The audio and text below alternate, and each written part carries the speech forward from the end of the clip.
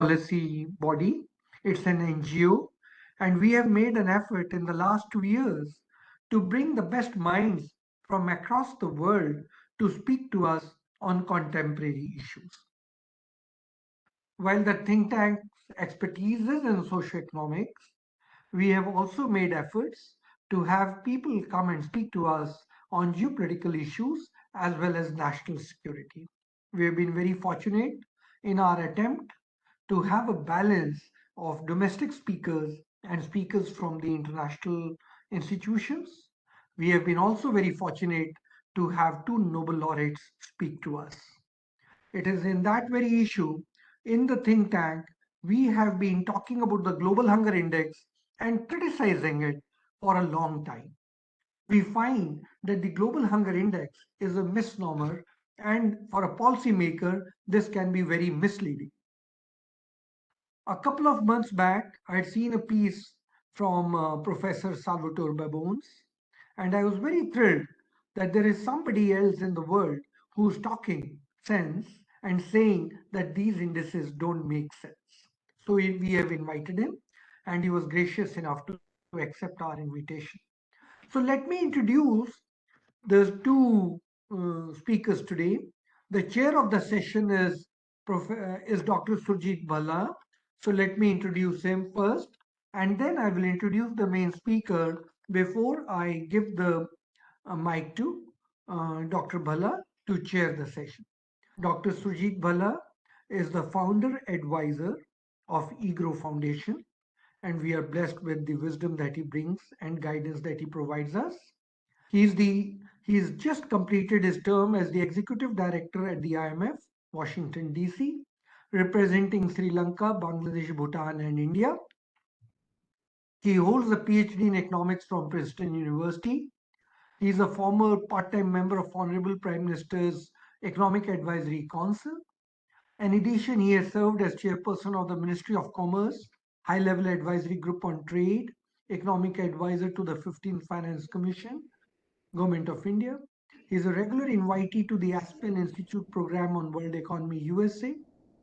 He also is a contributing editor for Indian Express, and he was founder chairman of Fox's Research and Investments for nearly a decade. As far as Professor Salvatore Babones is concerned, he is a very well-known name now in our country.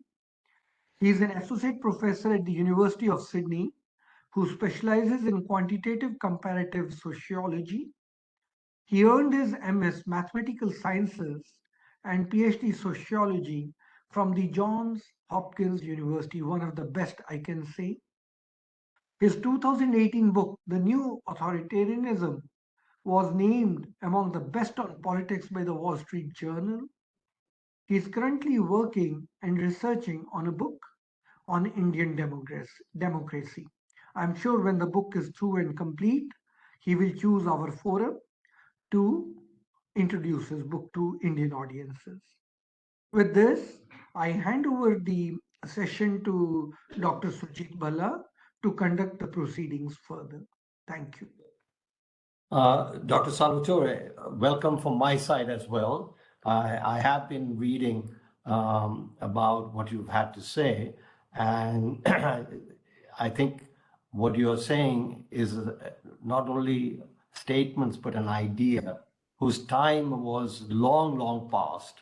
And I'm very pleased that you have taken up this very, very provocative and important assessment of media, think tanks, etc. So I'm really looking forward to this discussion. Over to you now.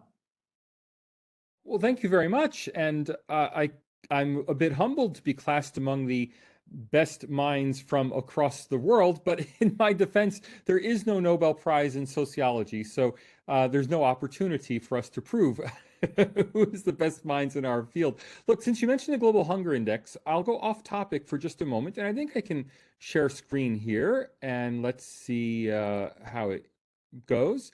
And I'd just like to show you the Global Hunger Index entry for India. And if we scroll down, we see the indicator values, and right there, this indicator value 15.1 for prevalence of wasting in children under 5 years is the reason for the recorded decline in 2022 in India's global hunger index score. As you can see, the other indices either improve or no significant change in the proportion undernourished. So when I was looking at this, I said, India had a 50% GDP growth between 2014 and 2022. Certainly, it's impossible that the prevalence of wasting in children increased during that period. It took about 2 hours to realize the problem here. The problem was that the figure for 2014 had been misreported in an election year by the previous government. Now, whether that was an accidental misreporting or an intentional misreporting, I can't tell you. The National Family Health Survey had not yet been released for 2014, and they provided the data informally via a memorandum to the organization behind the Global Hunger Index. Now, it took me about 2 hours to find out that this was the issue. The real number for 2014 was not 15.1, it was actually 16.4. So it was up here, as was published in the 2015 National Family Health Survey for India. Now, why the government of India couldn't have found the error and pointed it out in 2022, why they couldn't have found the error and pointed it out in 2015, I don't know. I don't think it takes one of the, what was it? Best minds from across the world to figure out something like that. I think all you have to be is a careful researcher. All right, so I'm going to try to unshare my screen. I've never used, there we go. I've never used this software before because that's not actually the topic of my talk. I'm here to talk today about the international democracy rankings, on which I've done substantially more research than the 2 hours I spent on the Global Hunger Index. And what drew me to India's democracy rankings was, well, what drew me to studying Indian democracy in the first place. As a quantitative comparative sociologist, I was struck, just incredibly struck by the fact that India is an extraordinarily successful democracy. And I use that word extraordinarily in a statistical sense. So if we're going to study democracy, first thing we notice immediately is that India, being the world's largest democracy, is statistically irrelevant. Democracy is uncorrelated with country size. The fact that India has a population of 1.4 billion and is still a democracy means nothing. We have large democracies, United States, we have small democracies, Luxembourg, we have every kind of size of democracy in between. There's no correlation between country size and quality of democracy. The relevant fact about India is that it is by far the world's poorest democracy. If you're looking for a well-institutionalized democracy, and let me just put some parameters on that. Let's say a democracy that has a minimum of 3 decades of peaceful free and fair elections and peaceful transfer in power between opposing governments. If you use that very simple definition of a well-institutionalized democracy, India is the only well-institutionalized democracy in the world with a GDP per capita of less than about $10,000 per head. Now, that $10,000 per head figure, if you want to find another democracy at that level, you have to go to Eastern Europe. Eastern European countries mainly became democracies in 1991. And so they have 30 years of democracy, 3 decades of democracy, but Eastern European countries had to become democracies in order to join the European Union. So did they indigenously develop these institutions, or were these institutions imposed on them? We could debate this. Of course, Eastern Europeans would say, yes, there are our own institutions. But, as an objective outsider, I can never be sure when every other example I have of a well-institutionalized democracy at a GDP per capita of 10 to 20,000, every other example I have is in Eastern Europe.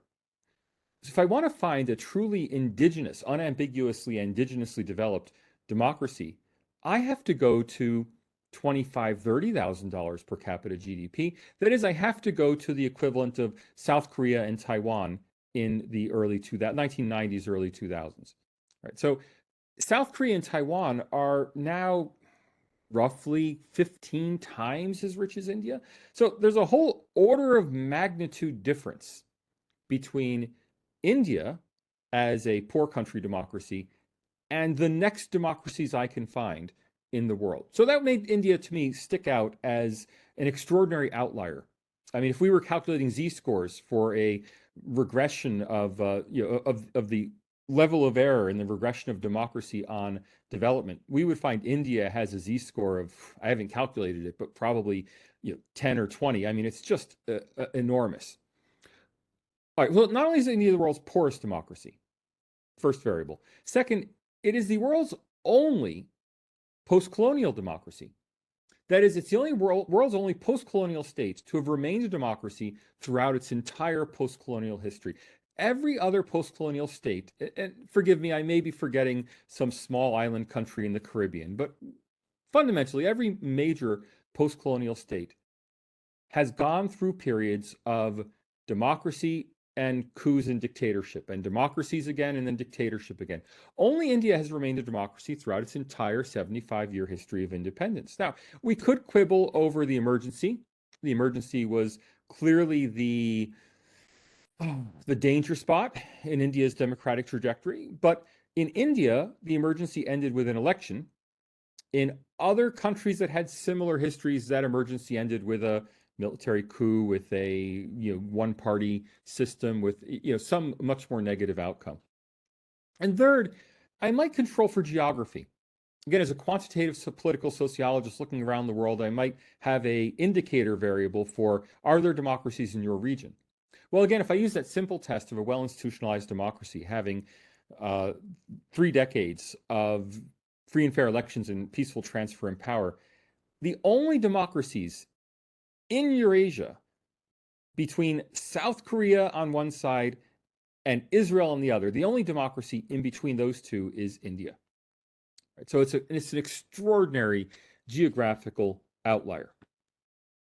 Okay. India is, from a statistical perspective, and I say this unequivocally, India is the world's most extraordinarily successful democracy. And again, I use that word advisedly, extraordinarily. Not necessarily the most successful democracy, we could debate that, but extraordinarily successful, yes. Finland, that's an ordinarily successful democracy. A rich Scandinavian country, of course we expect that to be a democracy. Australia is an ordinarily successful democracy. A rich English heritage settler colonial state, we expect that to be a democracy. India is a country that we do not expect to be a democracy based on its other statistical attributes. Yet, you've heard these before. The Economist says that India is a flawed democracy, worse than South Africa, a violent, corrupt one-party state. South Africa, that is. India is even worse. Freedom House rates India as only partially free, and Kashmir is absolutely unfree. Verizon Democracy Institute calls India an electoral autocracy and places it just 2 notches above Myanmar, with roughly the same score as Myanmar. Myanmar, of course, a country where a military junta took over in 2021. And in 2022, after the military coup, Verizon Democracy Institute says that India is just as bad, and not just as bad on some bespoke sub-index of democracy. VDEM considers India to be as bad an electoral democracy, specifically electoral democracy, as bad as Myanmar. Okay, look farther afield and it gets even worse. The Reporters Sans Frontières Press Freedom Index rates India below Hong Kong. that's not below pre-security law Hong Kong. That's rating India worse than Hong Kong today. Now, Hong Kong, all of you know about Hong Kong. It's a country, or a territory, I should say, where the leading opposition newspaper, the Apple Daily, has been closed down by the government. Its editors have been thrown in prison. This is the same RSF, by the way, that awarded Jimmy Lai, the founder of the Apple Daily, its Press Freedom Award for resisting Chinese oppression. Yet, apparently, that Chinese oppression is not sufficiently severe to rate Hong Kong below India on press freedom. All right. Now, of course, we can laugh about this. I mean, how could RSF believe that freedom of the press is worse in India than in Chinese-occupied Hong Kong? And the reason is it's not RSF that thinks that. It's Indian journalists who think that. RSF scores are not based on a fact-finding mission that they send to 175 countries. Reporters Sans Frontières gets its views of press freedom in the countries it studies from the journalists, academics, and human rights activists in that country. Now, it may be that the only journalists who are left in Hong Kong work for Xinhua, and that's why they give Hong Kong such a high rating. I don't know who's in the RSF survey, but it's Indian journalists who believe that India's press freedom is worse than that in Hong Kong. Now, to be fair, they're not doing a direct comparison. They're not ranking on a rubric of some kind, or they're not ranking on a direct rubric, ranking countries one after the other. They are instead simply giving their own supposedly objective evaluation of their own country. And the Indian journalists' evaluation of India is compared to the Hong Kong journalists' evaluation of Hong Kong. And Indian journalists feel more put upon by their own government, by their own institutions, than Hong Kong journalists feel about theirs. As a result, the Press Freedom Index ranks India 142nd in the world. Now, it's the same story with the other rankings, just not quite as extreme. The Economist uses an expert panel. Now, in true Economist magazine fashion, it doesn't tell you much about it. It doesn't say much about the composition of the panel. It doesn't tell you who's on it. It doesn't even tell you how many people are on it. The Economist seems to use a lot of its own in-house analysis instead of doing survey-based work. Again, The Economist is famous for its non-authored articles or corporate authored articles. The Economist's opinion is a corporate opinion of the Economist. So interestingly, The Economist ranks India best of all these major organizations. Now, when I say best, I still mean 46th in the world out of 167 countries, but The Economist at least is not so negative. Okay. Freedom House, on the other hand, surveys academics, think tankers, and human rights activists.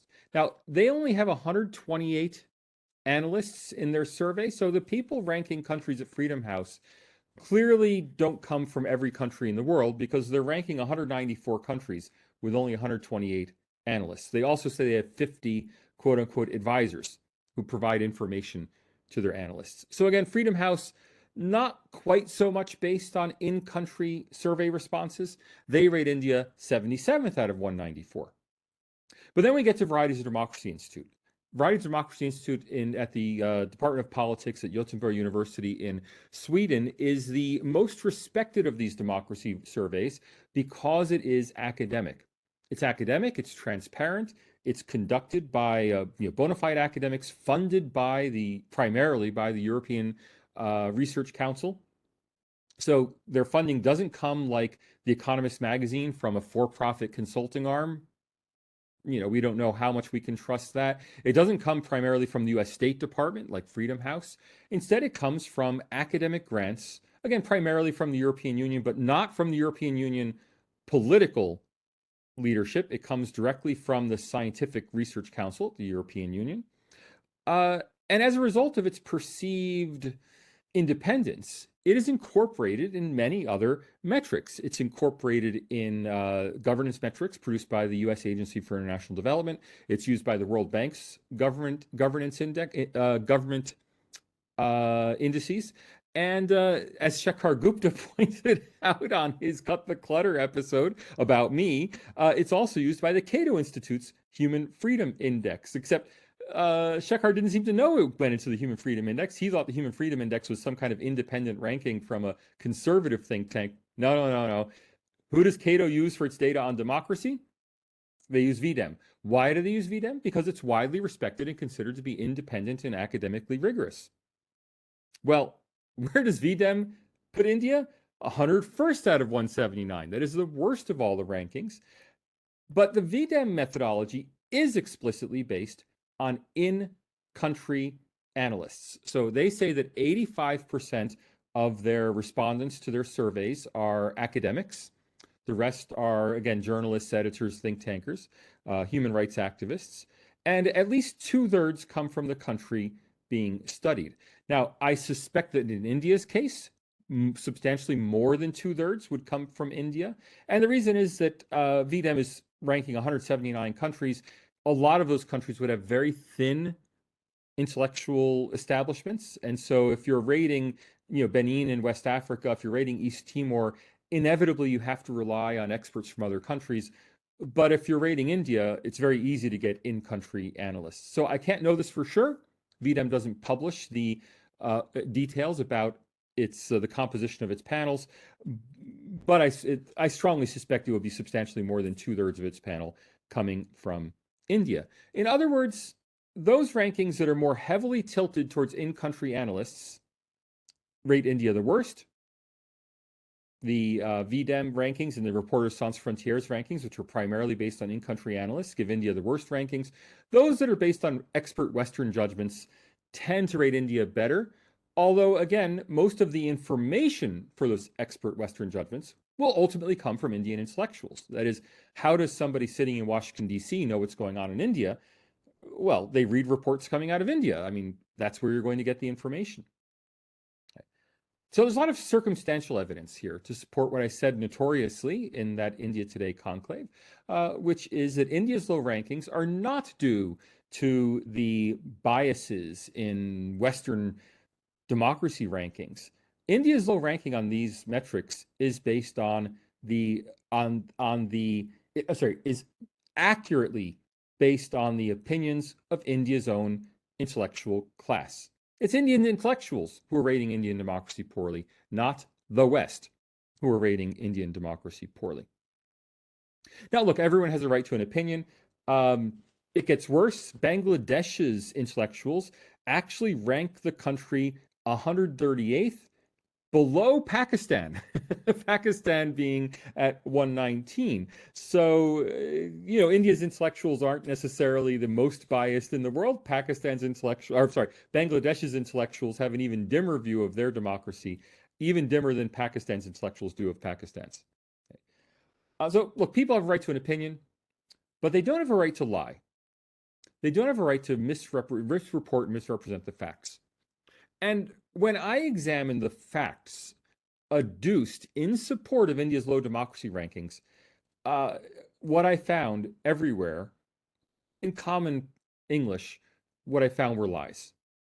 Okay. As I wrote my August article on international evaluations of Indian democracy, the rankings are, and I'm quoting myself here, suffused with wanton speculation, misleading statistics, and uncritical reproductions of activist accusations.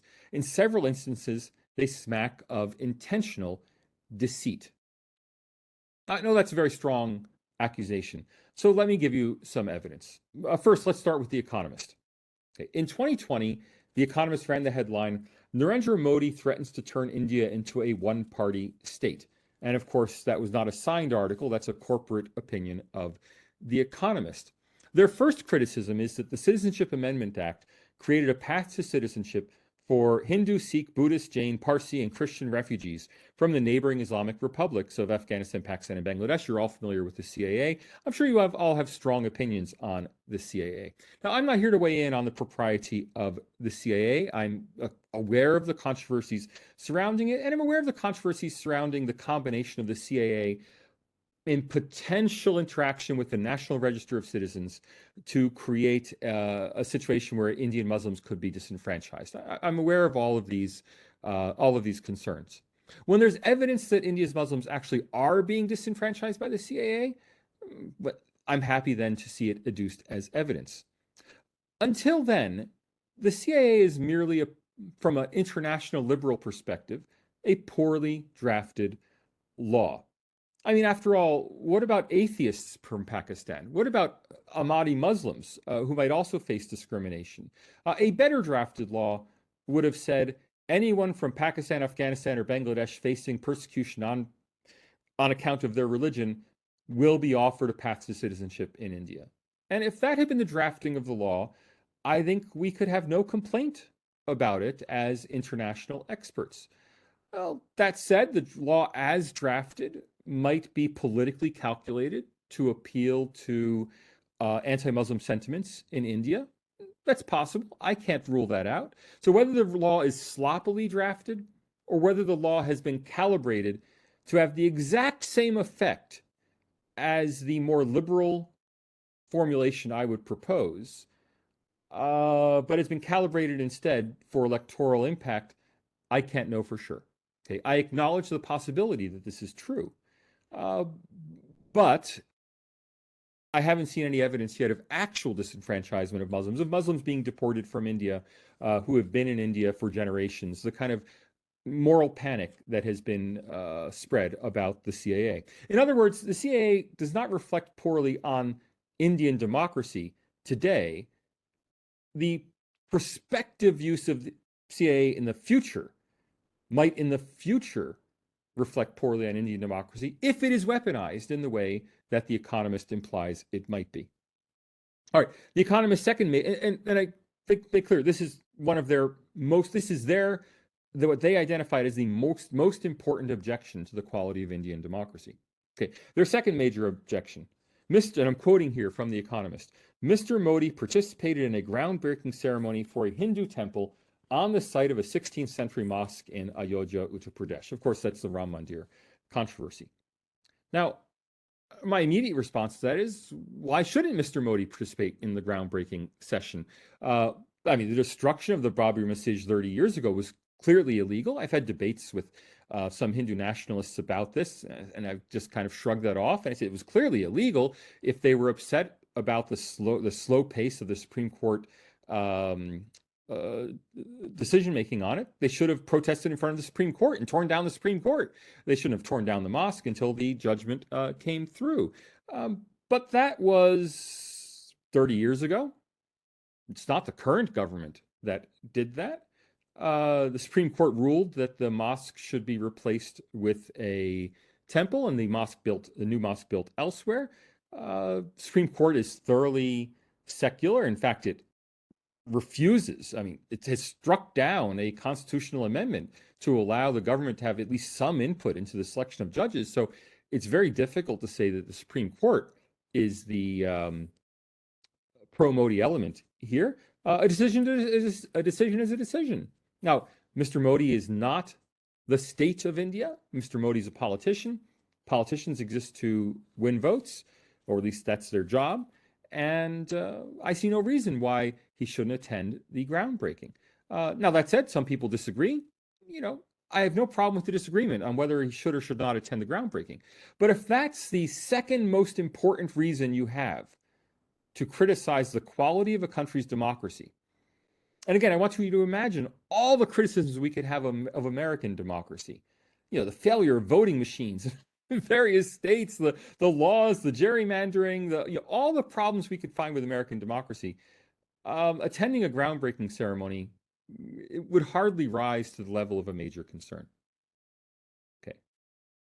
In any case, although these may be problems, I mean, the granting of refugee rights to non-Muslims, the building of a temple, these may be things that people could legitimately criticize, but they don't seem to be anti-democratic. There seems to be some confusion here between things The Economist's editors don't like and things that are emblematic of democracy. If anything, both of these seem to have been generally popular in India. People want them. And if democracy means anything, it means the people get what they want. I mean, the U.S. satirist H.L. Mencken said democracy is the theory that the people know what they want and deserve to get it good and hard. That they should get what they want, even if it's bad for them.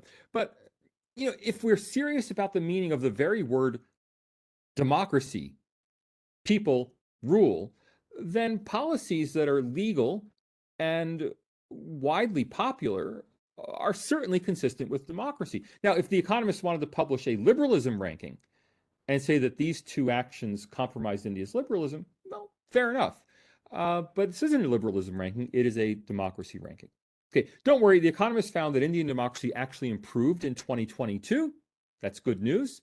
When the government withdrew the farm laws in response to aggrieved farmers who were worried about losing government subsidies. Now, again, whatever you think of the farm laws and the way, whether you think they were good or bad, The Economist literally said that the fact that the government caved in to protesting farmers showed that there was still life in Indian democracy, that the people could still, they actually said that the people could still have an impact on policy.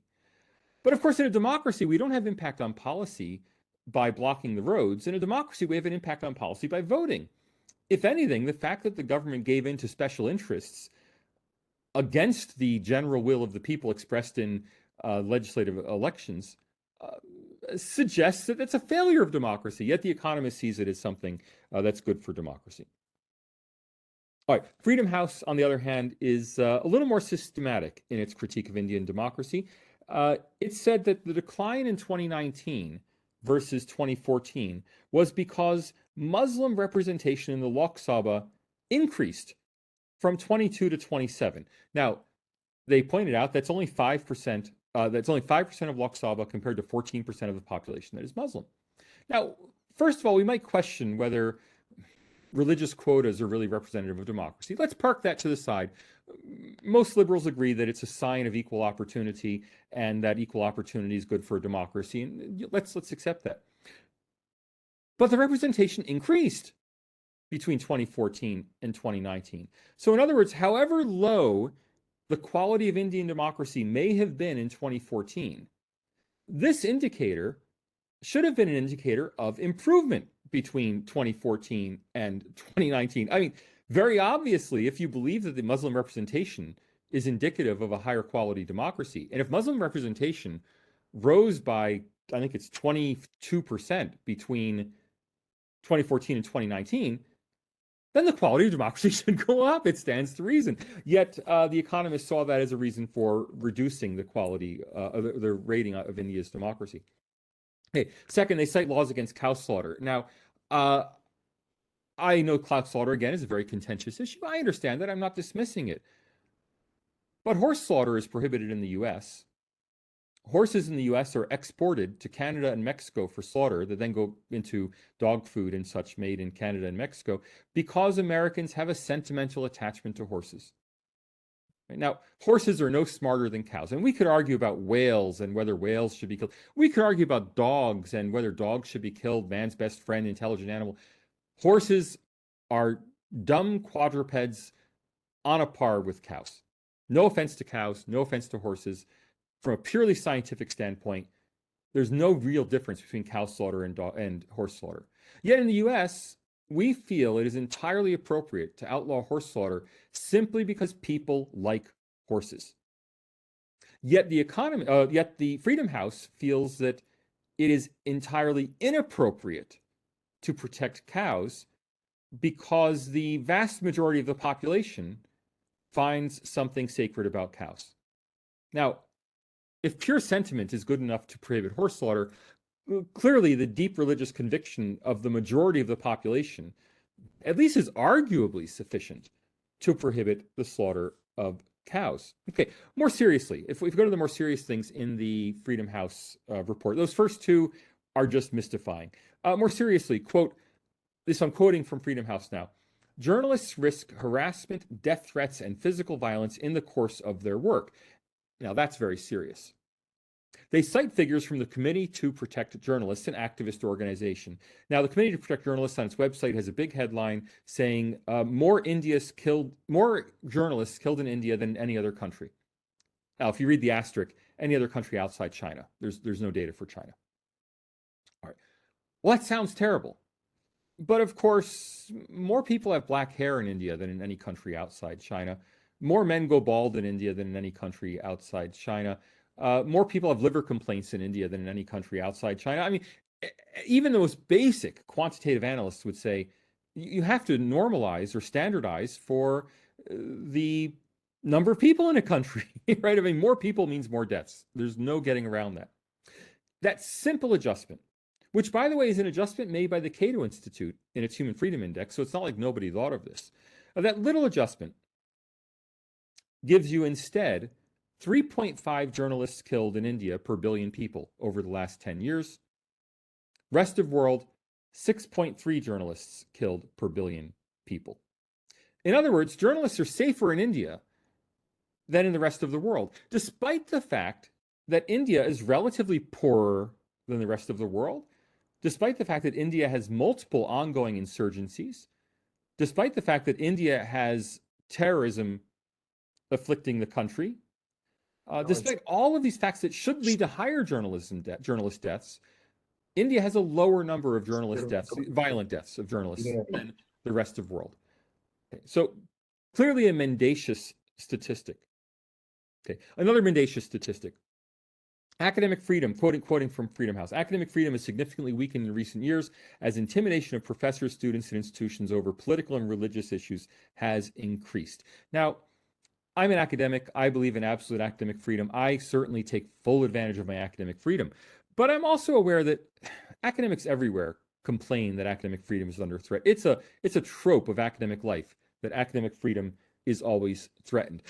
Let's put some numbers around this. Like, I always want to see some quantitative analysis. So it just so happens that Times Higher Education Supplement, the leading academic trade journal, did a full report into academic freedom in India, trying to find incidents of declining academic freedom. It didn't find, now I'm not saying no one ever was fired, but Times Higher Education Supplement did not identify anyone who was fired in the last 10 years.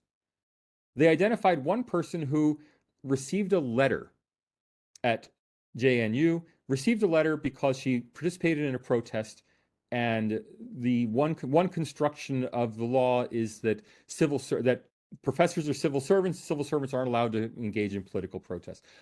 Again, I don't want to quibble over the details of that case, but I just wrote a book on Australian university reform.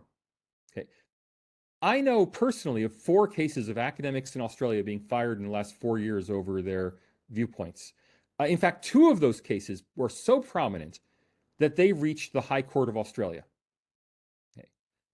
Well, Australia has I think it's 120, I forget the number, 125th the population. It's a tiny fraction of the population of India. 150th, I'm sorry, about 150th the population of India. Those 2 cases in Australia, you have to give me 100 or more cases in India. Literally 100. I mean, not 1, not 2. There might be 1 or 2 that the Times Higher Education Supplement couldn't find. To have academic freedom be equally threatened in India as it is in Australia, you would have to give me more than 100 cases. Literally, I'm not exaggerating this. You have to give me more than 100 cases of academics being fired for their viewpoints in order for India's academic freedom to be as threatened in Australia. So again, I'm not saying that academic freedom in India is fully respected.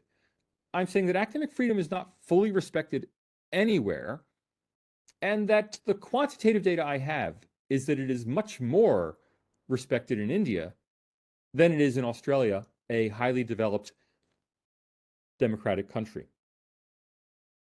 Okay. Freedom House also cites a lot of anachronistic data. The banning of the CPI Maoist under the UAPA actually occurred in 2010, yet it's counted against India's democracy rating for 2019 and later.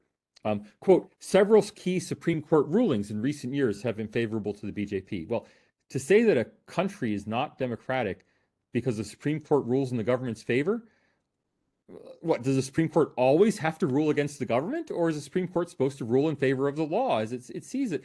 Again, I see no evidence coming out of India that the Supreme Court of India has become pro-Modi or captured by the BJP when the Supreme Court is striking down the BJP's own Supreme Court collegium reforms.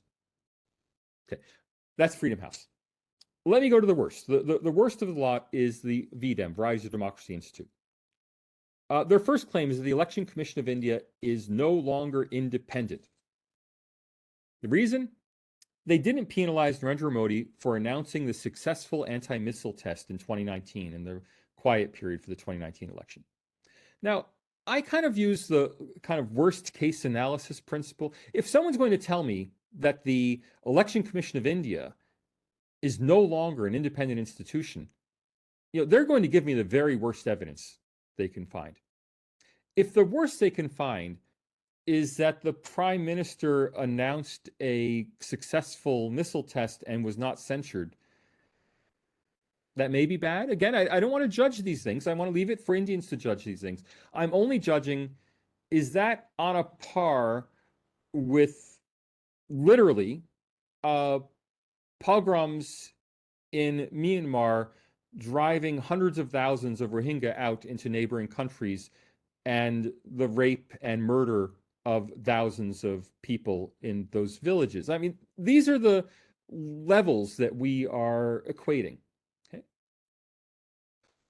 Similarly, VDEM claims, quote, over 7,000 people have been charged with sedition after the BJP assumed power, and most of the accused are critics of the ruling party. That may be true. First, have they been charged with sedition? No. Now, even I'm not a legal scholar. Even I'm aware that in India, anyone can file a first indication report. Even I'm aware that that's not equivalent to a police charge.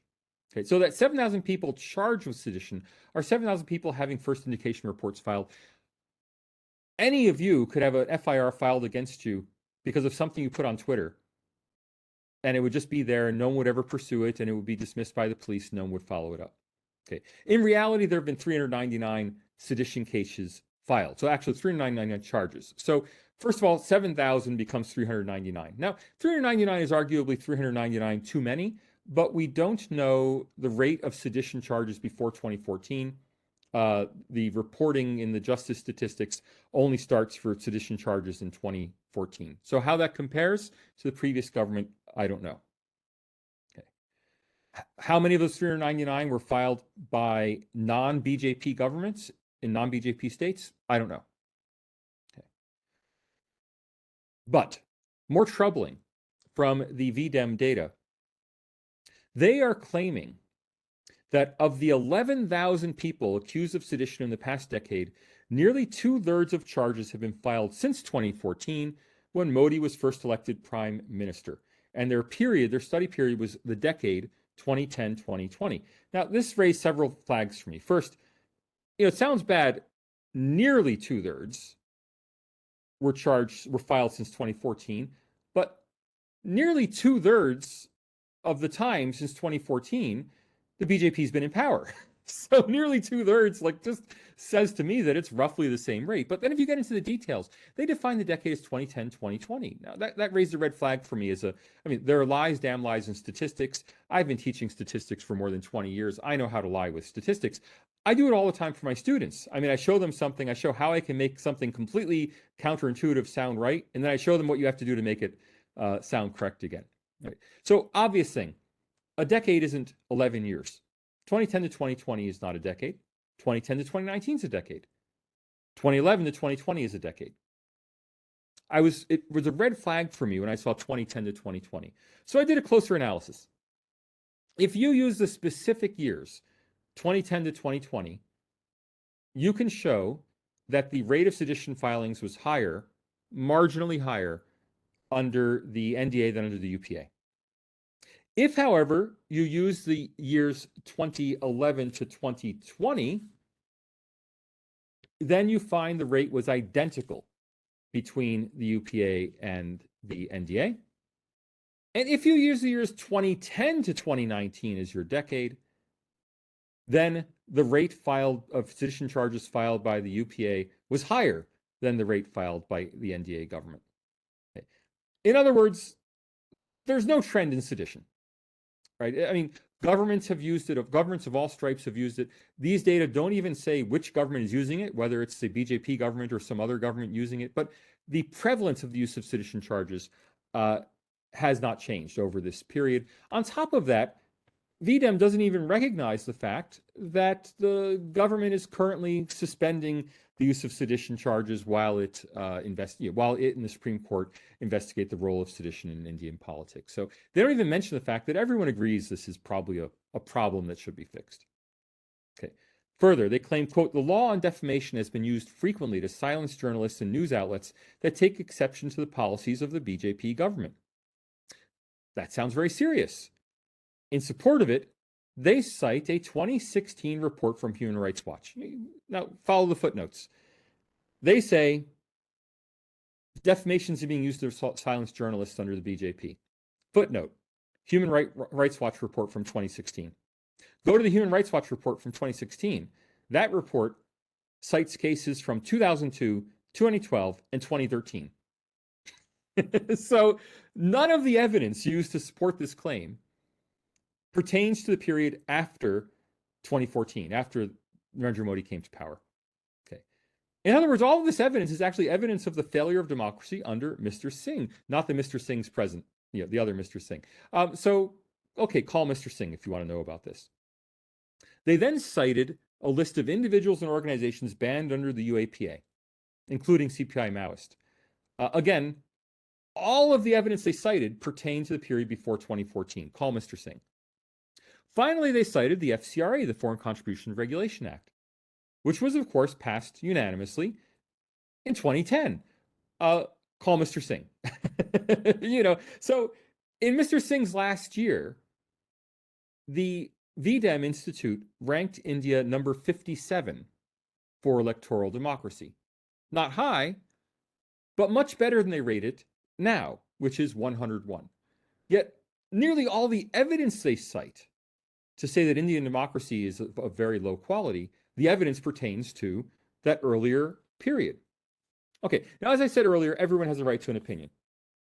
But if India's intellectuals, and these are the intellectuals behind the VDEM rankings, have a negative opinion of Indian democracy, they have a responsibility to tell the truth about their opinions. If what they really want is to unseat Mr. Modi, they shouldn't complain about Indian democracy. They should complain about Mr. Modi. They should simply say, we don't like this man. We don't like this party. This party, we will not accept India as a democracy as long as this party is in charge. And if they feel that way, well, again, they have a right to that opinion.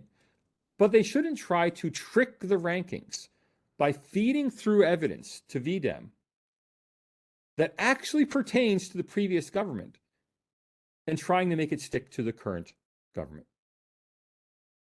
All right, I love to quote Winston Churchill. We Americans love Winston Churchill. I know that Indians have a very, negative view of Churchill because of his rampant, anti-Hinduism, because of the Bengal famine. I'm aware of all these problems, but the old man was a great speaker. And in 1947, he gave that famous speech where he said, quote, "It has been said that democracy is the worst form of government, except all those other forms that have been tried from time to time."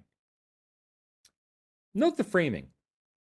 He didn't say democracy was the worst form of government. He said, it has been said that democracy is the worst form of government. Now, all of my intellectual colleagues, to a person, every single person I've ever seen in my entire life use that quote, have left it there. Democracy is the worst form of government, except all those other forms that have been tried from time to time. And they chuckle and they shrug their shoulders. And, we all know democracy is not that great, but we have to live with it. What can we do? Nobody quotes the rest of Churchill. And the rest of it is what he was actually saying. Note he said, it has been said that democracy is the worst form of government.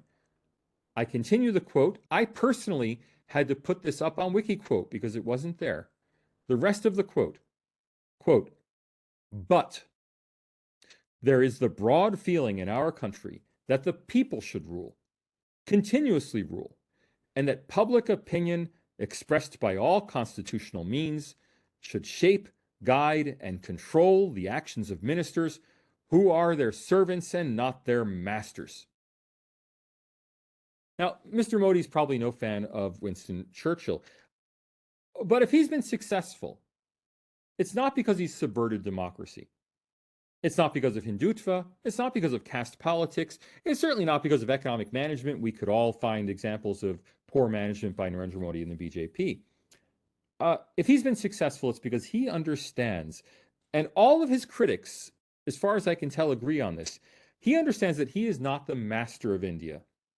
He clearly understands that he is the servant of India. Now, we intellectuals, too, can take inspiration from that. If we want to be popular, if we want people to listen to us, we have to recognize that in a democracy, we are not the masters. We don't get to choose what kind of government the people will have. It's the people who choose. We can't speak for the people. Intellectuals are always wanting to speak for the people. Marxists want to speak for the workers. Human rights activists want to speak for the downtrodden. Religious rights activists want to speak for Christians or for Muslims. Everyone wants to speak for someone else. But in a democracy, nobody needs someone to speak for them because everyone has exactly the same voice. One person, one vote. We all have a voice. So if instead of demanding that people accept our verdicts as intellectuals, we were to humbly ask them to consider our arguments, I think we would go a lot farther in convincing them of our points of view, of the liberal intellectual point of view that I'm sure almost all of us share. We'll do much better in a democracy if we humbly ask to talk to people instead of insisting on talking at them from a rostrum. Look, it's tough being an intellectual in a democracy, but it is an honor to have the opportunity to serve. Thank you very much for listening, and I look forward to our discussion. Thank you, Salvatore Babon. You know, as I had said in the beginning, this is an idea which should have long come earlier. So some of my questions, or this is a seminar, or this is a talk that should have come earlier. You know, I'll start off with a few questions and comments, and then I'll open the floor to people's comments as well as questions. First, and this somebody else has on the chat box, as to when did this bias against India start, and what are the reasons for this bias? So that's my first question. In your opinion, you don't have to establish that there's a bias. We all agree, and you've presented quite a good case of the bias. How many other countries does this bias exist? Third, related to this, is this part of the increased polarization that is taking place in the world?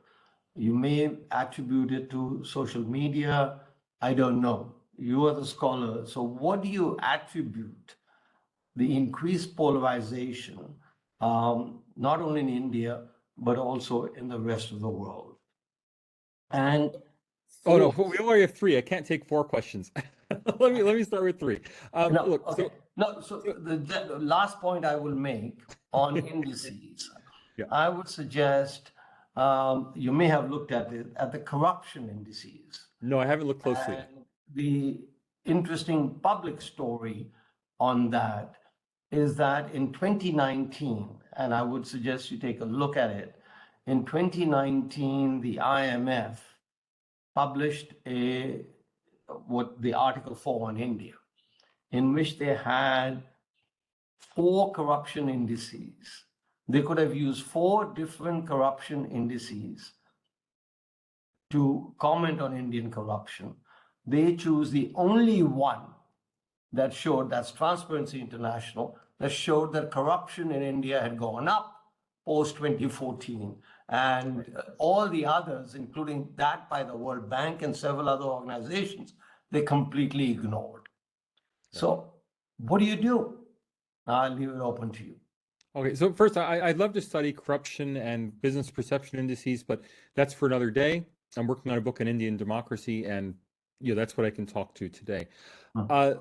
Look, I suspect there are minor, and I stress minor, anti-India biases in the democracy rankings, both personal in the sense that there is a vestigial anti-Hinduism that's embedded in the Abrahamic biases of many Western institutions.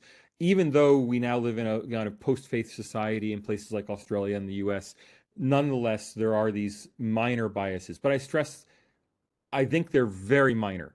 And as evidence of that, I point out that until 2014, Indian democracy was very highly regarded in all of these indices. It was ranked on a par with that of Belgium and other, second-tier Western European countries, the Belgiums, the Spains of the world. So the decline in India's democracy ratings has been almost entirely driven by the success of Narendra Modi and the BJP. For 2014, 15, 16, 17, 18, they mostly held up. After the 2019 election, there was a huge fall off. I think that until 2019, many Indian academics cherished the hope that, the coalition government would collapse, or that this would be a passing fad. Only after the BJP won a majority in 2019 did they, I think, panic. Now, when I say they, I mean India's intellectual class, people like you and us. The people who are rating India's democracy in these rankings are primarily India's own intellectuals. I can't stress that enough. That's the clip that went viral on India Today. But this is where the rankings come from. They come from either directly, Varieties of Democracy Institute surveys of Indian academics, or indirectly, that is, a group of experts in Washington, D.C., reviewing reports on Indian democracy that come from organizations like Human Rights Watch India, that come from organizations like Indian think tanks. So they're coming out of India. They're not coming from the West. Any inherent biases in the rankings due to their Western nature are the same biases that have existed for the last 20 years. They're not new biases that have come to exist only since 2019. Now, that said, there are some small biases, both anti-Hinduism, and I'll give you an example of one small bias in the Varieties of Democracy Institute. VDEM, in its, I think it's the participatory democracy subindex, has, for example, extra points for universal social programs. They believe that universal social programs like universal health care are more indicative of support, are more lasting and democratic than targeted programs that are targeted at the poor. There's a lot of social theory around this, that targeted programs end up stigmatizing the poor who take advantage of those programs. Poor people become stigmatized as people who are sponging on the state or dependent on the state. All right, there's some good theory and reasoning for that. But in a poor resource-constrained country, of course, I could argue, and I think most economists would argue, no, I mean, absolutely, social programs should be targeted. Anti-poverty relief should go to the poorest, not to everybody. They shouldn't be universal programs. So there are some social democratic biases inherent in VDEM's rankings. But those biases were there for 2010. They were there for 2015. They may have affected India's ranking all along, kind of like with the World Hunger Index. The statistics on wasting and stunting for India are probably driven to a large extent by the fact that genetically Indians are lighter and shorter than people, in the reference population. That bias is a permanent bias inherent in it. That doesn't explain the year-to-year upgrading or downgrading in the rankings. Okay, so same sort of issue. Now, whether this has to do with increasing polarization, that's one possible explanation. But I really don't think so. I think there's sufficient circumstantial evidence. All the patterns inherent in these rankings across the three rankings and then over time in the rankings are consistent with the idea that, look, India's intellectuals as a class are thoroughly opposed to let's face it, anti-intellectual political party, the BJP. The BJP is not the party of India's intellectuals. And I find it crazy that I've had people try to argue with me on that. I think it's very obvious that the BJP is not yes, they may have their own intellectuals. Yes, there may be different intellectuals, but India's intellectual class as a whole is neither supporting the BJP nor highly respected by the BJP. And so it's no surprise that they dislike it. In the same way that American intellectuals thoroughly dislike Donald Trump, who has questioned the very respect, the very respect that we give to intellectuals in America. So the circumstantial evidence that this is simply driven by domestic Indian politics is so enormous that I see no reason. I mean, Occam's razor suggests this is the obvious explanation. Now, other countries, yes, I already gave some evidence that Bangladesh's rankings are probably biased downwards by Bangladesh's own intellectuals' appraisal of their democracy. But I think India stands out as the one extraordinary case that scores far below its true level of democracy or press freedom. Now, that's a subjective judgment I'm making. I haven't studied the rankings in detail for 100 other countries. But when you just look at the countries and you see where India falls down there with Myanmar, when you see where other countries fall, there's no other country that sticks out like a sore thumb that this is clearly wrong. The Indian data just look obviously wrong. Thank you. Now, I'm going to look at the questions in the, John, yeah, help me out on this, or maybe you can take over in terms of the question answers. I'm not too familiar with that. Go If ahead. I have your permission, I would like to ask a question. And then I think Dr. Ashok Vishandas, who's the founder director, also wants to ask a question. And then I'll read out the questions if Professor wants us, so Professor can, whatever you decide. So, sir, my question is very simple. Professor, you have been repeatedly saying that the Indian intellectuals are letting down this regime. Now, one question that has come to my mind, and first let me agree. I agree with the chairman, totally in agreement with what you are saying. If sitting within our country, I many times feel that there is such a bias against the current regime that the intellectuals discount everything they want to do, and that doesn't merit. It's not on merit that the criticism is put on the individual. So, my first question is, Professor, is it because for a very long time, nearly 100 years, even before the pre partition, one single party was dominating the scene, call it the GOP? So, one political party was dominating the scene, and therefore, most of the Indians have grown up looking at every other party with suspicion. And that is why, even without considering the issues on merit, suddenly criticism is heaped on the current regime. That is one. That's by the intellectuals within the country. The second question is, and that's the last question, in the rest of the world, it is surprising that the current regime has also been criticized severely. And I think that has something to do because this regime wants to link itself with the 5,000 old history of great successful civilization. Now, if you look at America, which today accounts for 20% of the world output, never Mhm. allowed Japan to come up and gave it one lost decade to second lost decade to third lost decade.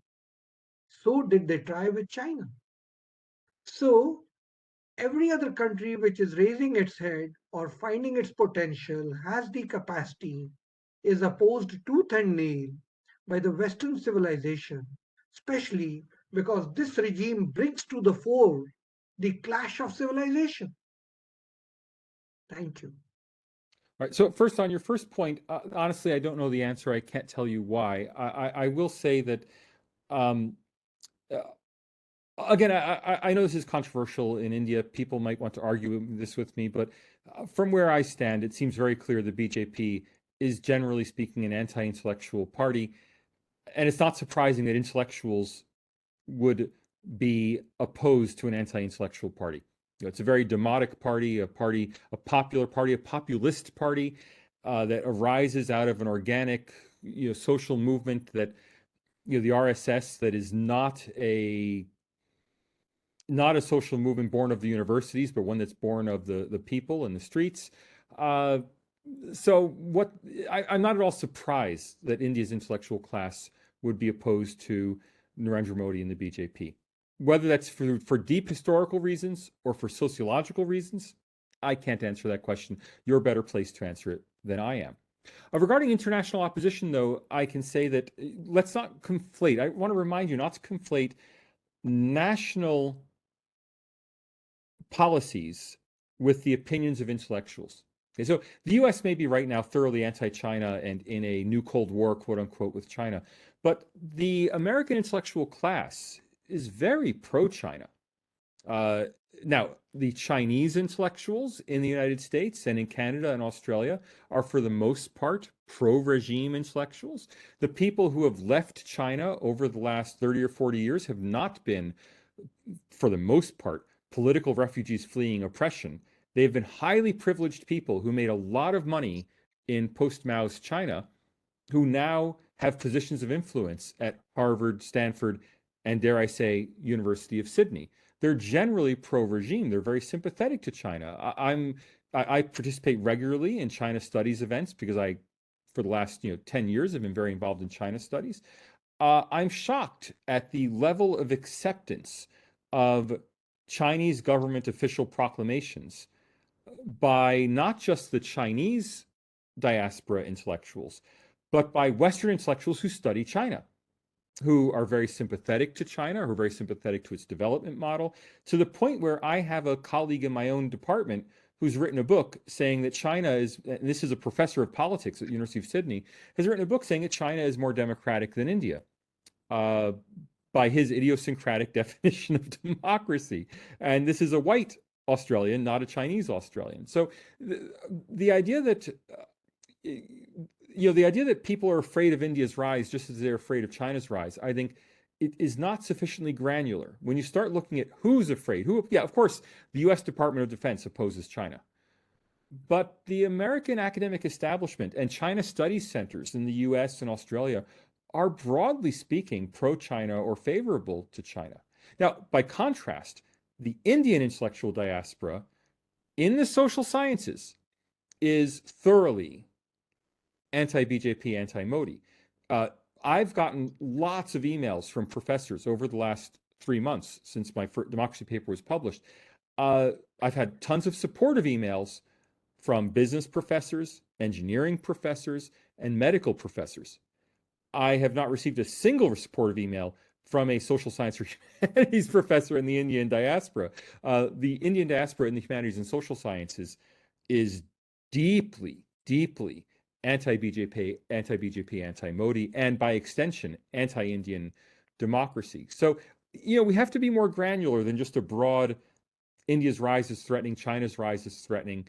If we want to see how this affects things like democracy and press rankings, it happens through these institutions. And Western institutions, academic institutions, give China a pass. They give Muslim countries in general a pass, but they're very aggressive on India. And that's because the expat Chinese academics, for the most part, give China a pass. The expat Muslim intellectuals, for the most part, give Muslim countries a pass. But the Indian diaspora intellectuals are thoroughly critical of India.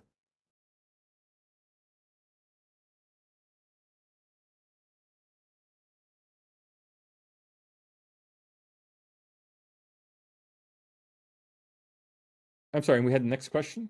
Yeah, Are you handling it or? yeah, Mr. Chairman. Yeah. Yeah.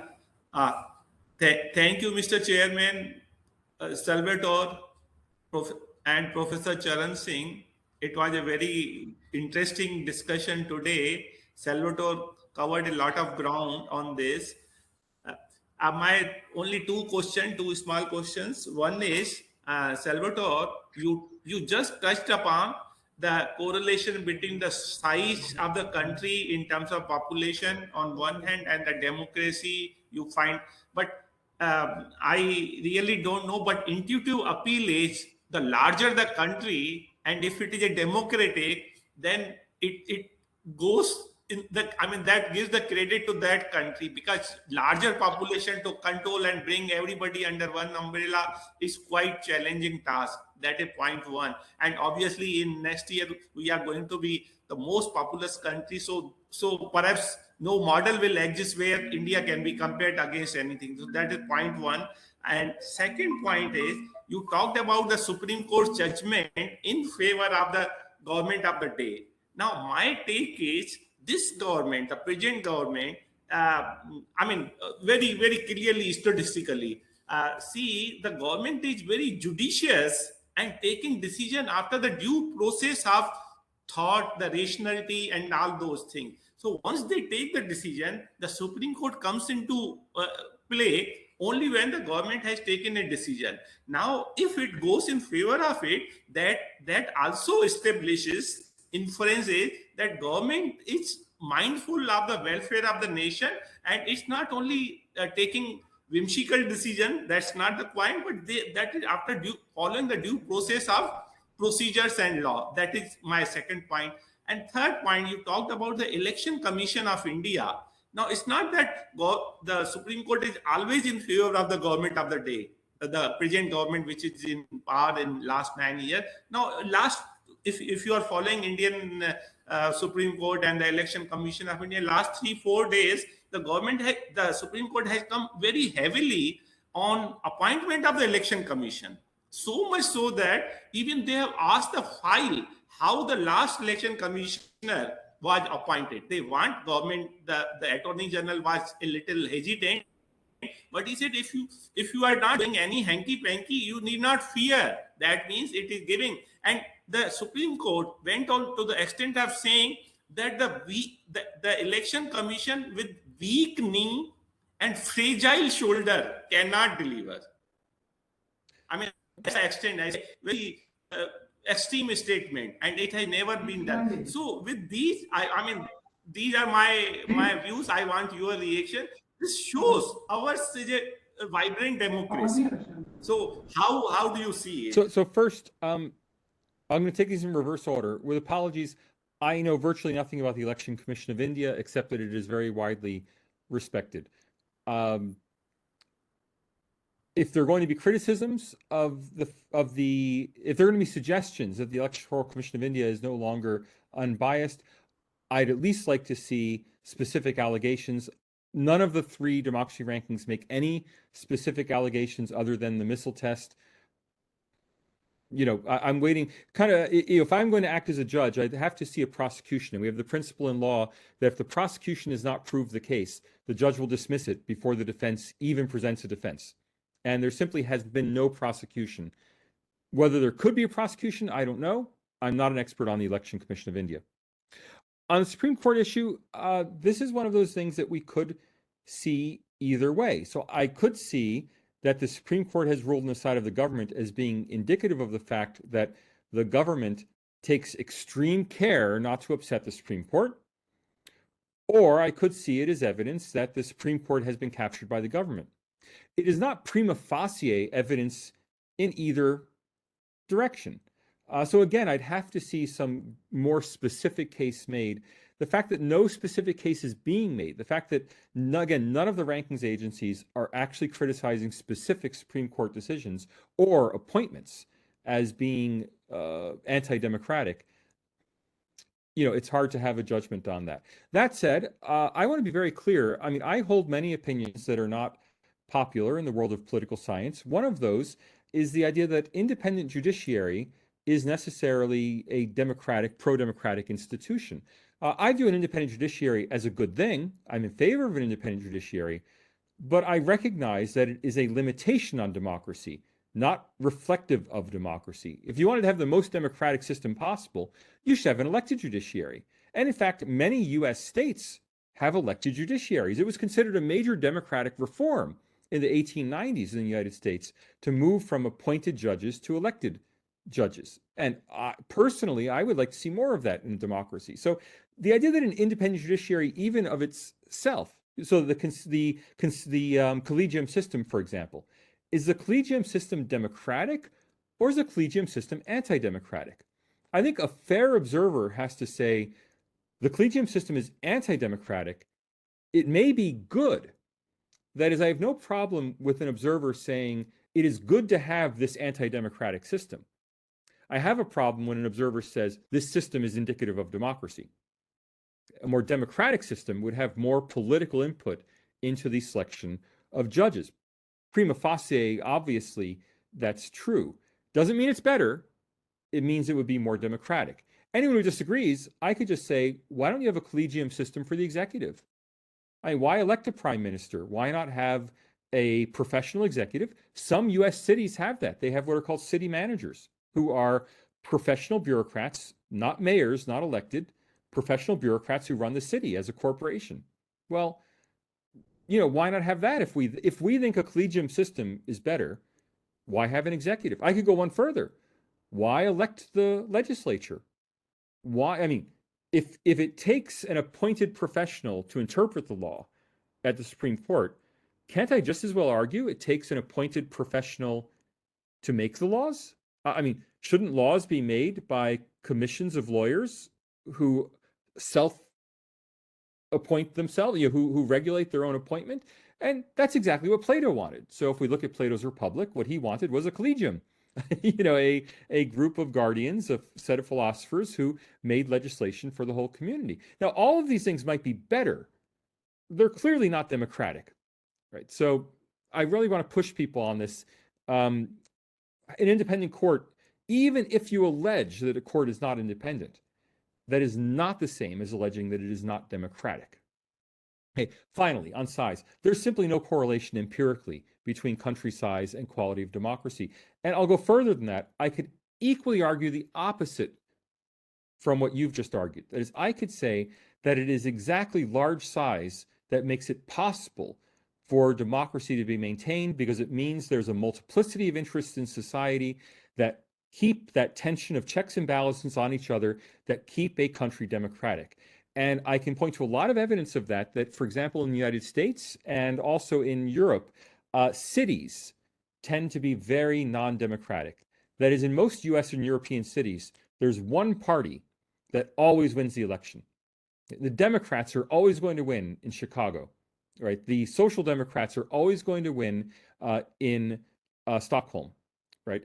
And other parties might control other counties or cities, so other regions. But what makes the US or Europe democratic is that these multiplicity of one-party fiefdoms all have to somehow resolve their differences at the national level. And thus, I could argue that a country has to be larger to be more democratic, and that small countries would struggle to remain democratic. Now, there's no empirical evidence in favor of my thesis or your thesis. The empirical evidence is it just doesn't, it doesn't matter. But a theoretical argument could be made either way. Chairman, sir, can we invite Jaswinder Singh, Principal, Delhi University, Khalsa College? Thank you, Dr. Charan. Let me express gratitude to Professor Salvatore, Professor Bhalla, who are, especially Professor Bhalla, who is an established economist in India. Sir, I just want to make a very small comment. And that is, the Indian intellectuals, especially the diasporic, they are slightly confused because they don't understand the Indian, system as it is working. India is a federation. No, it is not a, bi-party system where two parties exist. The states, they have their very strong regional interests, which quite often in a democratic setup clash with the center. So, this clash of, and, they have very strong responsibilities in terms of the population needs, not merely the economic needs, even other, social and spiritual needs also. And the elected government, either at the state or in the center, they are supposed to look into these issues. And, some corrections are taking place, and this should not be considered as weakening of democracy. The states, the elected governments, when they are trying to meet the aspirations with limited resources, sometimes it is considered by some of the intellectuals that as if the Indian democracy is not, it is weakening, but on the contrary, a larger platform is given where you can express your opinion, where you can express your aspirations, your expectations from the elected component. You very rightly said that some of the other pillars of democracy, especially the judiciary, need to be slightly restructured or new things. I do not know whether those will be immediately possible or not.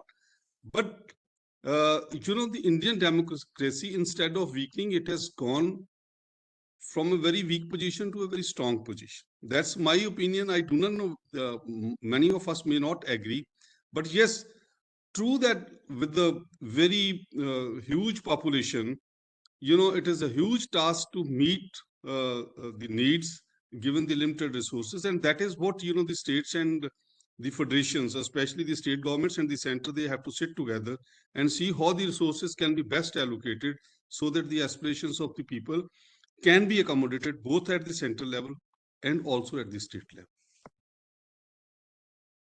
Thank you. That's my comment on your brilliant talk. Thank you very much. Well, thanks for the feedback, and I think that is a comment, not a question. So, thank you.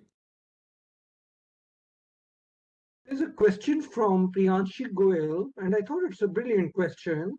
Is there any evidence that suggests that these poor rankings have any concrete impact on economic prospects of the country? Yes. So the VDEM ranking in particular has an impact because it ultimately feeds into bond rating models. And this is where these rankings ultimately have their impact. They get embedded in other things. And the VDEM, troublingly, is the worst of the rankings, but the VDEM is the one that is embedded in the most of the other quantitative measures. So these rankings get embedded in quality of governance indicators that then get embedded in models for defaults, sovereign default models. Now, again, the effect might be tiny, but it's there, right? It's feeding into the statistical models. Risk of sovereign default is higher for those countries that have worse governance standards.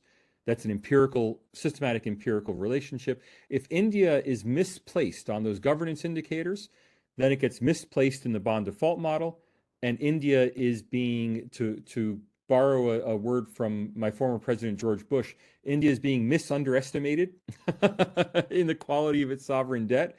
And so India will pay a higher interest rate on its sovereign debt. So in the most immediate financial sense, there is an impact in the interest rate India is paying to borrow. Okay. More broadly, there are questions about cooperation with India, whether that's defense cooperation with India, about the Quad. So, for example, Joe Biden, when he came to office in 2021, immediately downgraded the Quad. Most people didn't notice it because he still talked Quad, Quad, Quad. There's still Quad summits. International relations scholars love it whenever you have a summit, and so they think, fantastic. But he refocused the Quad from maritime security cooperation to coronavirus and global warming. Okay, now, was that a strategic calculation, or was that in part due to a reluctance on the part of Democrats who are more concerned with human rights accusations against countries? Was it a reticence of Democrats to work within India that they broadly perceived to be not a fully free country and not a true democracy? We can't know for sure. We do know that the State Department is not, the US State Department is not very enthusiastic about India. The extent to which all of these rankings, these academic evaluations, again, the Democratic Party in the US, like Congress in India, is the natural party of academics, NGOs, human rights activists. Well, if that group of people feels that India is not a fellow democracy, is that the reason behind the downgrading of defense cooperation with India? Again, I can't prove it. I don't know. But it could have real impacts. And looking down the road, I do see, and I've written about this, I do see a BDS campaign, a boycott, divestment, sanctions campaign, starting against India. Again, we're 20 or 30 years behind where it is for Israel. Israel has long faced this kind of pressure, but I think these pressures are starting to build against India. On my own campus at the University of Sydney, we've had an episode of a health spokesman for the Indian government being deplatformed at the University of Sydney by activist protesters. Well, is that the start of something bigger? I suspect it is. The democracy rankings feed into that. If the vice chancellor is there thinking, should I come down hard on these protesters, or should I defend freedom of speech? And if that vice chancellor sees in the newspaper that India is now a fascist country, which it gets reported in the Washington Post, the Wall Street Journal, the Guardian, New York Times have all carried articles saying India is now a fascist country or on the verge of fascism. How much does that have an effect? It's unobservable. I mean, I don't know, but it can't be helping.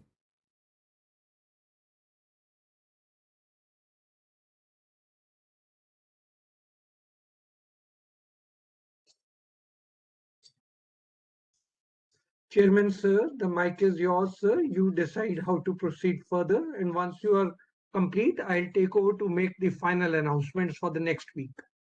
Yeah, I actually want to take the privilege of being a part-time chairperson to ask a question, and then I'll turn it back to Chairman Singh.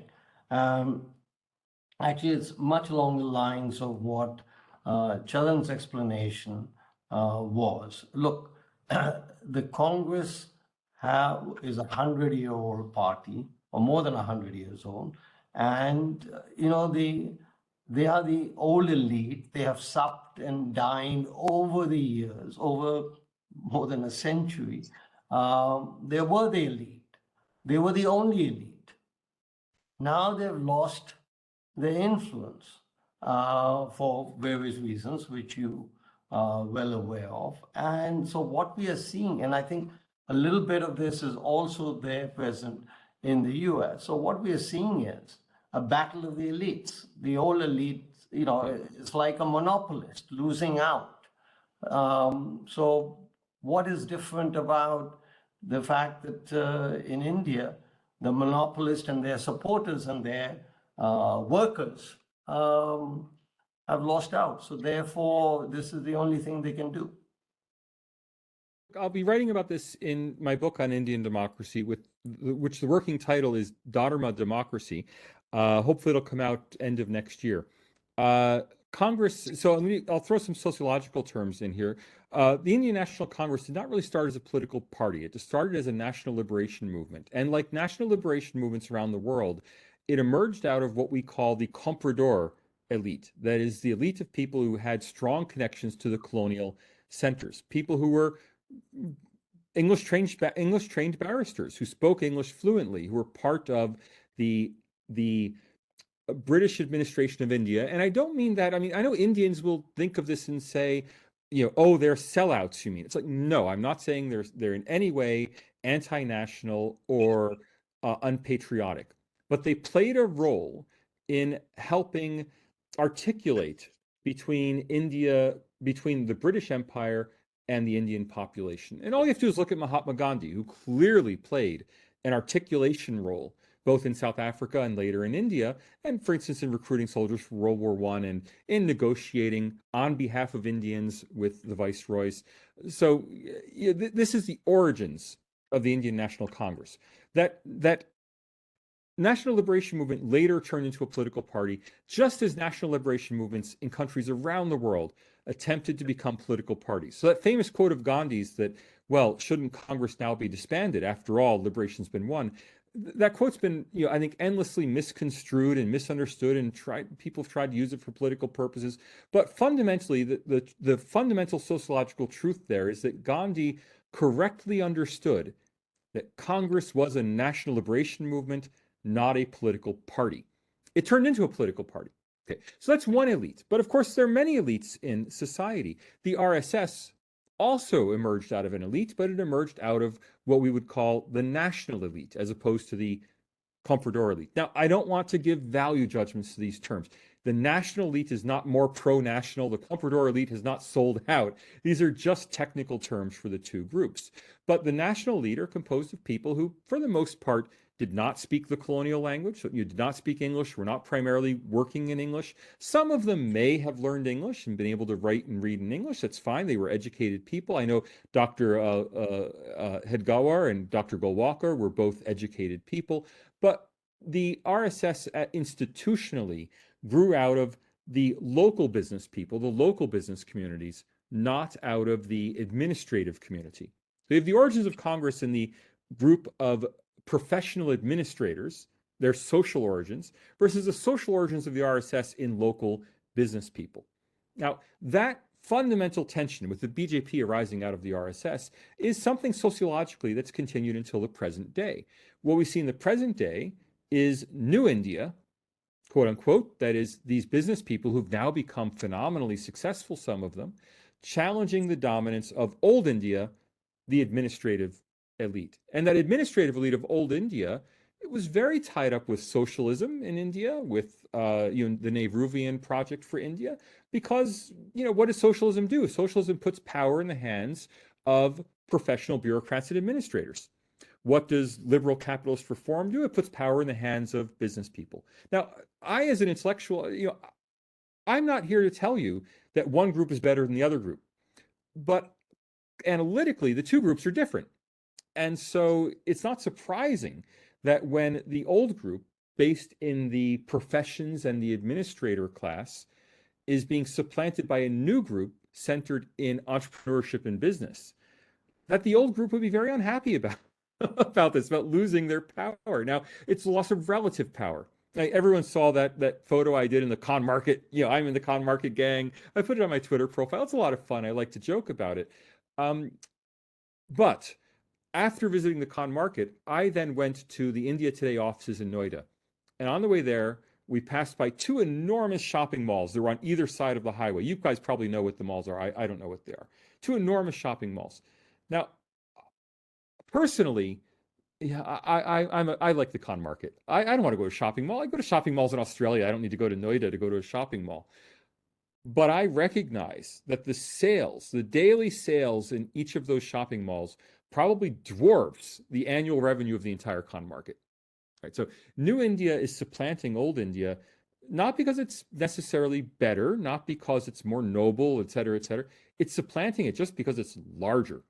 Right? The book sales of the New India authors who are not part of the intellectual establishment, but who are outside intellectuals, the J. Sai Deepaks, the Vikram Sampaths, the people who are not part of the university intellectual class of Old India, but instead are trying to sell their books to New India, their book sales are an order of magnitude larger than the book sales of the old intellectual class. Now, of course, that will spark jealousies, right? There's no surprise there that the jealousies arise. And people who are in those old institutional positions will become very defensive and will try to use their institutional positions to quash that new competition. So I don't find any of this very surprising. It's all very transparent because it's all happened before. I mean, it's not just happened in India. This has happened all around the world in developing countries that have liberalized and gone through a new kind of development. And that's why I'm coming to you as a comparativist,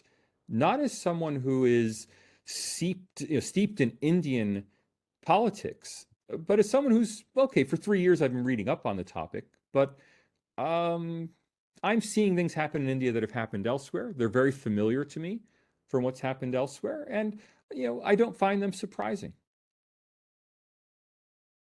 John, over to you now.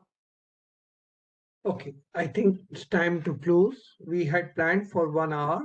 It's taken us 1 hour and 30 minutes, way ahead of the time. I want to thank Professor for having agreed long time ago to come and speak to us. It is later that India Today spoke to him and got him over to India, and then he's everywhere on the Twitter. But we decided on this date and time about 3 months ago. I'm also thankful to Dr. Bhalla to agree to chair the session. He's just returned from his assignment in Washington, and he agreed to chair the session today, and other participants who have made the discussion so interesting.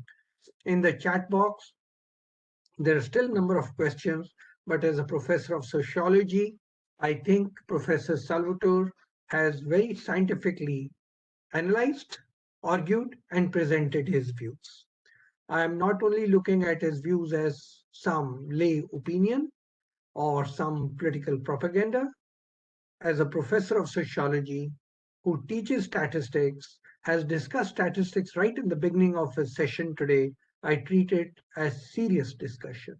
And I give that credit to Professor Salvatore and invite him when his book is ready, if he is willing. We are more than happy to launch his book and inaugurate his book on our webinar series.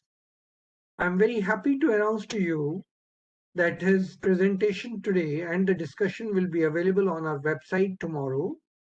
And next week, we have Professor Vivek Debroy speaking to us. And this time, we are taking a little deviation. He is speaking to us on ancient texts. He has been doing great work in translating texts from Sanskrit to English. You can see it on Twitter. Some of them are amazing translations. So we invited him to come and talk to us about his translations and talk to us about the ancient texts. So I would welcome all of you. His presentation will be from 4 to 5 p.m. next Friday, December 2, speaking on ancient texts in India. With this, Let me once again thank each one of you, the speaker and the chair and the participants for making this discussion so lively and interesting. Thank you. Dr. Singh, may I impose for one more moment? I see that there's several critical comments in the chat, some public and some personal to me. Now, you've been very kind in not feeding through very critical and challenging questions. I want to be clear, I'm very accessible. So my email address is right there on the university website. I really would love to talk to people. So please don't feel like I'm challenging you to write to me or something like that. I genuinely want to learn. So please do email me. I'd love to be in touch. Don't just message me on Twitter. I might miss it. But if you email me, I'd love to talk to anybody, and maybe we even set up a WhatsApp call. Please do reach out, especially if you have critical or contradictory comments and questions to make. I'd love to hear from you. Professor, that's very gracious of you. I know that helps improve the quality of the book and incorporate some thoughts which, as a professor, you and me might have missed it in our intellectual Absolutely. journey. So, that is also then for the future generation very helpful that you document something, at least taking state of the art information and knowledge at this point of time. So, I would second Professor. If any one of you have some views, critical or otherwise, why not share with the professor when he is willing to listen to all of us? Thank you very much. See you all next week.